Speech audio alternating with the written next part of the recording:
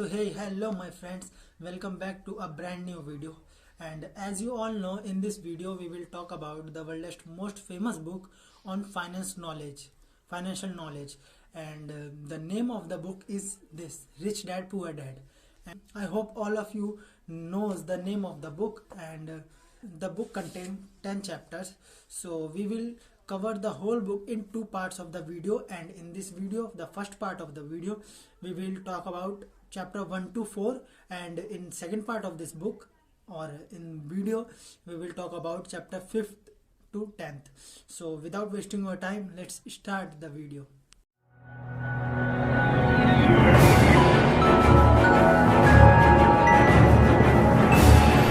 Let's start with the chapter first. The chapter first named is Rich Dad Poor Dad. In this chapter, the author said he has two fathers. First is his own father, and the other side was his friend Robert's father. And author said his own father was the well-educated person, but he was very poor. And the other side was his friend Mike's friend father. He was 10th fail, but he was very successful and very rich in his life. So that's why at that point the author decided to make his two fathers. First is poor father and the other is rich father. When he was in his childhood, the author said, I went to my poor father, I said I want to be rich, and the other hand, at the same time, I went to my rich father and said I want to be rich. Then all of the father said most different statements. So these all statements we will understand in the other chapters. In the second chapter, the author said Robert and Mike, his friend Mike, went to his poor father and said, we want to be rich. And poor father said, do more formal education and take a good job and start saving money, and then you can be rich. But on the other hand, his rich father said, never ever work for your money. Always make your money work for you. But his poor father said, work for your money, work for money. Then Robert and Mike put so many questions to his rich dad and said, how can we do it? His rich father said, create more assets rather than liability. Then the both friends asked to his rich dad, how can we create more assets and what are the assets and these all things. Then his father said, and these all chapters we will focus on after some times. So in the third chapter, after some times, they both friends went to his rich dad and said, what are the secret to be being rich? And his father said, understand the value of money and understand the psychology of money, how money works in the economy and all things. They put in more questions like how we can make money. Then his father said, you can create assets and so many things. Then they asked to his father, how can we create more assets and what are the assets? Then his rich dad said, everything that put money in your pocket, that's asset, and everything that pull money from your pocket, that's liability. 95% of the people understand house is an asset.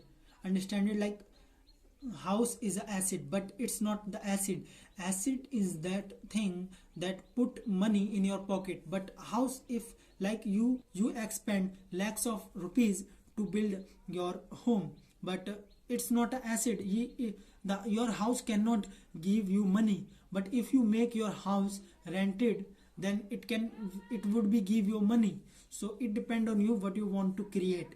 If you want to create liability, then you can create a liability, and if you want to create an asset, then you can create an assets. If you want to create more assets, then you can create in real estate and in bonds, in mutual funds, in share market, everywhere you can create more assets. I think here is the most important thing I learned from this book. The author said, work on yourself, work on your knowledge, work. Let's suppose you won the 10 crores of lottery, but after some times you will be there where you start from.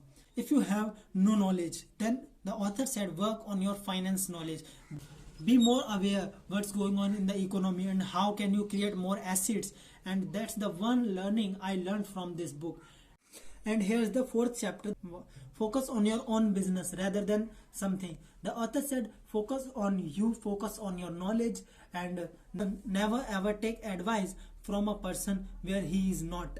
Like if you want to be an engineer, then should not be take advice from a doctor. and if you want to be doctor, so you should not be take advice from engineer. That's the main thing, like the author said in the 4th chapter.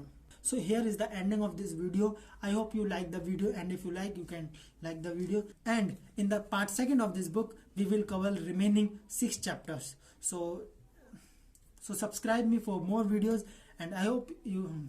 So thanks for watching.